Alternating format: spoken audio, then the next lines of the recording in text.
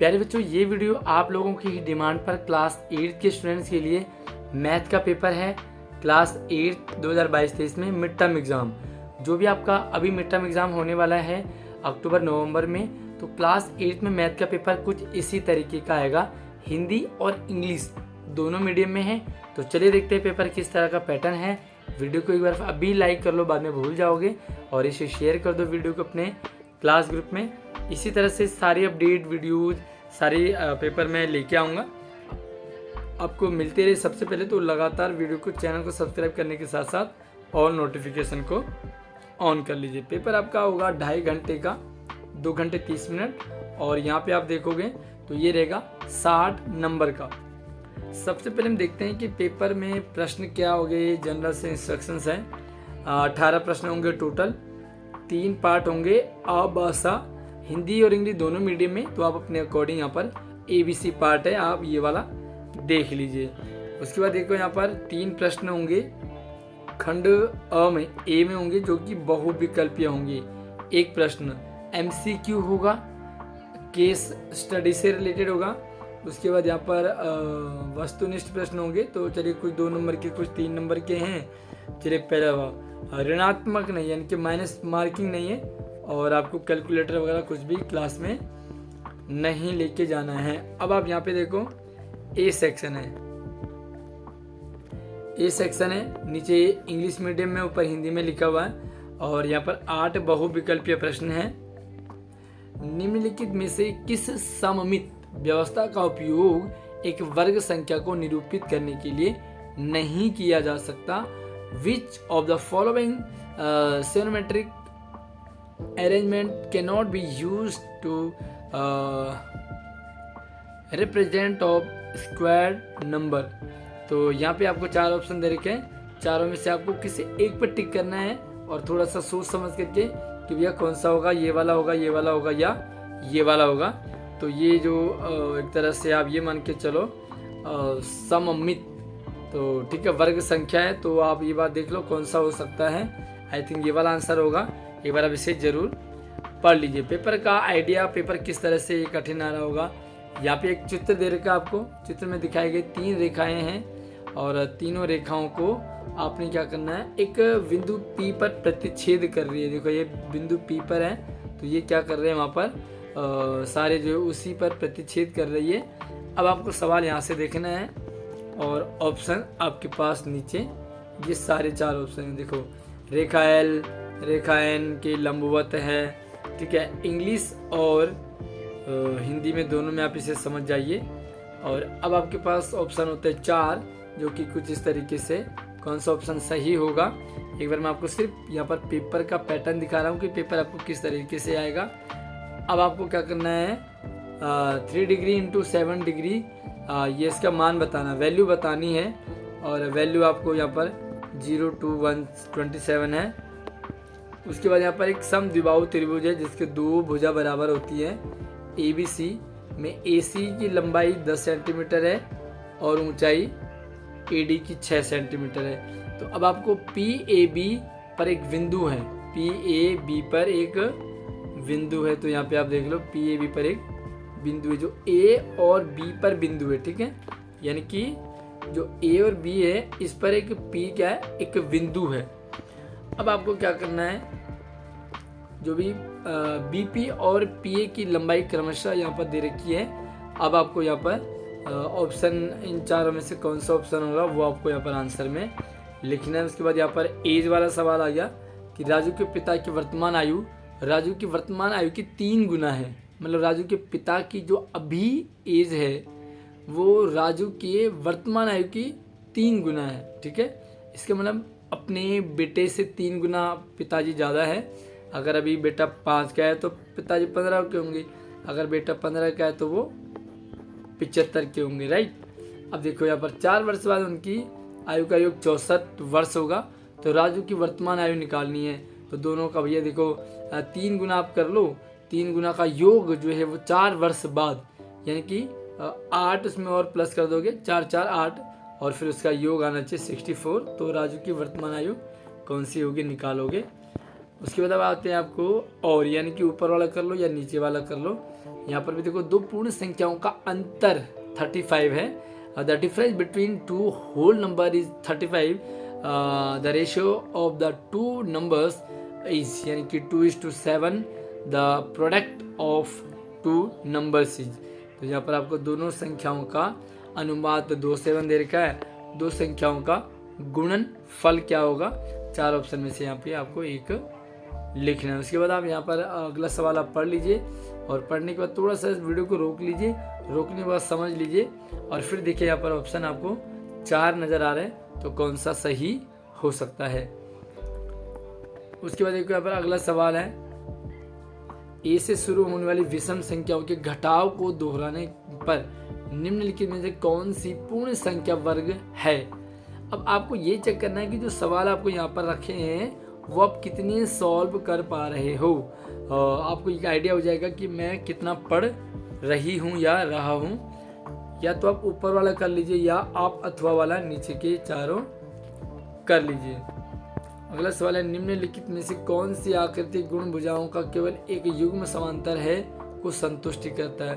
तो यहाँ पर कोई आकृति, यहाँ पर 4 आकृति दे रखी है। अब आपको ऐसा कौन सा आकृति, ऐसी कौन सी आकृति है जो आकृति गुण भुजाओं का केवल एक युग्म समांतर है और वो संतुष्टि करता है। उसके बाद अगला सवाल देखो, यहाँ पर ऊपर दिया हुआ चित्र, एक बार आप चित्र जरूर देख ले, या तो ऊपर वाला कर लो या नीचे वाला कर लो। एक बार चित्र को आप यहाँ पर देखोगे तो आपको यहाँ पर ऑप्शन मिल जाएंगे। ऊपर दिया गया चित्र एक समांतर चतुर्भुज है। समांतर का मतलब होता है जो समान अंतर पे होगा, जिसकी 4 भुजाएं होंगी ABCD, जिसके कारण D 60 है। ये देखो D ये 60 है। निम्न में किसका मान सबसे अधिक है, तो सबसे ज़्यादा कौन है, ठीक है, आपको यहाँ पर लगाना है। उसके बाद देखो यहाँ पर अगला है, अब आपको केस स्टडी से रिलेटेड प्रश्न आ जाए और केस स्टडी से रिलेटेड थोड़ा सा लॉन्ग टाइम होंगे। लाइक आप यहाँ पे एक बार देख लो तो थोड़ा सा ऐसे ही कर दो ऊपर।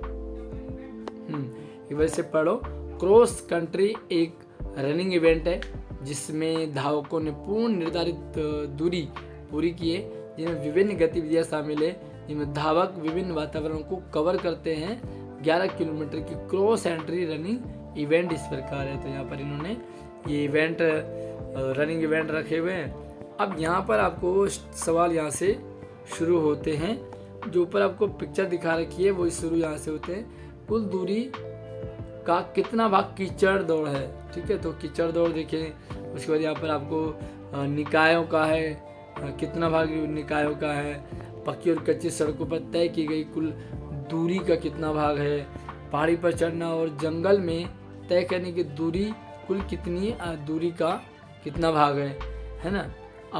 राहुल कहता है जंगलों से दौड़कर और पहाड़ियों पर चढ़कर क्रॉस कंट्री में कुल दूरी का डैश कवर किया जा सकता है। तो यहाँ पर 4 ऑप्शन देखो, यहाँ पर सारे MCQ है, थोड़ा सा आपको यहाँ पर ठीक से समझना हो। अब फिर से आपको यहाँ पर क्या करना है, स्कूल के प्रदर्शन के लिए प्रत्येक पंक्ति में देखो 1 2 3 पंक्ति में समान संख्याओं में छात्रों की व्यवस्था की जानी है। व्यवस्था 1 में दर्शाए हुए 9 विद्यार्थियों को व्यवस्थित करता है। ये 9 विद्यार्थी है, किया जा सकता है, ये एक स्टेटमेंट है। अब यहाँ पर सवाल शुरू होता है, व्यवस्था में 1 में 100 विद्यार्थियों के लिए एक पंक्ति स्तंभ में कितने विद्यार्थियों को जोड़ा जा सकता है। व्यवस्था 1 में 100 विद्यार्थियों के लिए, तो 1 में अगर हम 100 विद्यार्थी चाहिए तो हम कितने और जोड़ सकते हैं। उसके बाद देखो, प्रदर्शन आयोजित करने वाले शिक्षकों को लगता है कि एक समूह में 100 छात्रों को व्यवस्थित करना मुश्किल होगा। वे समूह को 2 वर्ग व्यवस्थाओं में विभाजित करने के लिए सोचते हैं। प्रत्येक व्यवस्था में कितने विद्यार्थी हो सकते हैं, ठीक है, तो पहले 100 थे, उनको ये लगा कि एक साथ नहीं करेंगे, अलग अलग करेंगे। तो यहाँ पर उन्होंने पूछा कि भाई कितने होंगे प्रत्येक ग्रुप में। ओके, अगला सवाल देखो, यहाँ पर 2 छात्र कार्यक्रम के दिन प्रदर्शन से अनुपस्थित थे। शिक्षक वर्तमान छात्रों को 2 वर्ग व्यवस्था में विभाजित करने के बारे में सोचते हैं। प्रत्येक व्यवस्था में कितने विद्यार्थी हो सकते हैं। इसी तरह से हमारे पास चौथा सवाल है और इसी तरह से 5वां सवाल है। अब आपके पास आगे खंड B, यहाँ पर जो है 4 है और रिक्त स्थान आपको भरना है। इनमें क्या हो सकता है। उसके बाद देखो यहाँ पर एक सम बहुभुज जिसके प्रत्येक बाह्य कोण का माप 45 डिग्री है, भुजाओं की संख्या कितनी होगी? तो यहाँ पर भुजाओं की कितनी संख्या होगी यहाँ पे लिखोगे, यहाँ पर कोई ऑप्शन आपके लिए नहीं है। यहाँ पर 12.25 का वर्गमूल क्या होगा? वर्गमूल। उसके बाद देखो यहाँ पर अगला सवाल है, चौथा फिर पांचवा है, और अब आपके पास आ गया यहाँ पर मिलान कीजिए। ठीक है, जैसे ही कहते हैं इसका यहाँ, इसका यहाँ, इसका यहाँ, इस तरह से आप मिलान कीजिए इस वाले से इस वाले में। अब यहाँ पे देखो 6 से 9 आती लघुत्तरीय उत्तर है, छोटे छोटे एक सवाल के हैं। जैसे यहाँ पर 6 को मतलब आपको जितना आता है वो आपको यहाँ पर लिखना। अब ऑप्शन नहीं मिलेगा, या तो ऊपर वाला कर लो या नीचे वाला कर लो। अगला है, उस समांतर चतुर्भुज का नाम लिखिए जिसका प्रत्येक कोण 90 डिग्री का है। ये सारे सवाल आपके पास एक एक नंबर के आ गए हैं, ऑप्शन नहीं मिलेगा, सीधा आंसर आता है तो आपको यहाँ पर लिखना है और आपको उस चतुर्भुज का यहाँ पर नाम लिखना है। ये सॉल्व करना है आपको। 8वां सवाल। 9वें सवाल में आपको विकर्णों की संख्या ज्ञात करनी है। Find the number of diagonal of a regular. उसके बाद अब सी सेक्शन आ गया, और सी सेक्शन के बाद देखते हैं ये सारे आपके 2-2 नंबर के प्रश्न हैं। थोड़ा सा एक्सप्लेन करोगे, बड़े लिखोगे, और 10 से 14 तक। एक समांतर चतुर्भुज के 2 आसन्न कोण का अनुपात 4:5 है, तो उनके माप ज्ञात करने हैं आपको। इसी तरह से ये आपको सॉल्व करना है, हल कीजिए। पाइथागोरस ट्रिक से आपको यहाँ पर इसकी वैल्यू बतानी है। या तो ऊपर वाला कर लो या आपको नीचे वाला करना है, इसका मान बताना है। अब आपको 13वां सवाल है। यहाँ पर एक रेंट एक आयत है, इसके विकर्ण ऊपर मिलते हैं। थोड़ा सा देखो, ये विकर्ण हैं जो कि ऊपर मिलते हैं। ठीक है, डायगोनल। और यदि OR बराबर ये है 4 और ये मतलब ये पढ़े, आप एक बार इसे समझें और इसे सॉल्व कैसे करना है और कितना आपको समझ आ रहा है। पेपर आपको यहाँ पर एक आइडिया मिल जाएगा। या तो ऊपर वाला कर लो या नीचे वाला, आपको ये वाला कर लीजिए, जो भी आपको सही लग रहा हो। वह छोटी से छोटी संख्या ज्ञात कीजिए जिसे 300 को गुणा करने पर वह एक पूर्ण वर्ग बन जाए। तो ऐसी कौन सी संख्या है 300 को गुणा करने पर पूर्ण वर्ग बन जाए, वो यहाँ पे आप लिखोगे। अब 15 और 16 जो है 3-3 नंबर के हैं। सवाल पढ़ लीजिए। 24 को 2 भागों में इस प्रकार विभाजित किया जाता है कि पहले भाग को 7 गुना, पहले भाग के 7 गुना को दूसरे भाग के 5 गुना में जोड़ने पर 142 हो जाता है। तो प्रत्येक भाग ज्ञात कीजिए, मतलब आपने वो कितने भाग किए थे। इस तरह से आपको यहाँ पर सॉल्व करना पूरा स्टेप बाय स्टेप। या तो आप ऊपर वाला कर लो या नीचे वाला कर लो, ये समीकरण को आपको सॉल्व करना है। ठीक है, इक्वेशन दे रखी है। अब आपको 16 यहाँ पर देखो, एक समांतर चतुर्भुज दे रखा है SAFE। देखो SAFE है, और इसको आपको यहाँ पर देखो कोण का मान दे रखा है, S का मान, तो आपको बाकी मान ज्ञात करने हैं। अब 17 और 18 देखो यहाँ पर 4-4 नंबर के हैं। ठीक है, वह छोटी से छोटी संख्या ज्ञात कीजिए जिसे ओके 543291 यानी कि इकाई, दाई, सैकड़ा, हजार, 10,000, लाख, 5,43,291 में जोड़ने पर पूर्ण वर्ग बन जाए। वह पूर्ण वर्ग का वर्गमूल भी ज्ञात करना भैया, देखो आपको है ना। तो स्क्वायर रूट भी आपको यहाँ पर फाइंड आउट करना है। या तो ऊपर वाला कर लो या नीचे वाला कर लो। ठीक है, अब यहाँ पर 18वां सवाल आपको एक बार आप ध्यान से इसे देखें। सवाल में क्या पूछा गया है वो समझे, और उसके बाद यहाँ पर क्या राजेश का हल सही है, एक सवाल ये है। और दूसरा है यदि नहीं तो राजेश ने किस चरण में गलती की और चरणवार सही हल लिखिए। तो यहाँ पर एक स्टेप बाय स्टेप इन्होंने सॉल्व किया है। राजेश और एक रेखिक समीकरण को हल करता है जिसका हल नीचे दिया गया है। यहाँ पर सॉल्व करता हुआ इस तरह से, क्या राजेश ने सही किया है और नहीं किया है तो उसे क्या करना चाहिए आपको लिखना होगा। तो ये था आपके पास वो पेपर जो 60 नंबर का है, 2.5 घंटे का है, 18 प्रश्न है मैथ के। बाकी आपको कितना टफ लगा, कितना आसान लगा, कितने नंबर आपके 60 में से इसमें आ सकते हैं, मुझे अब ज़रूर कमेंट करके बताइए।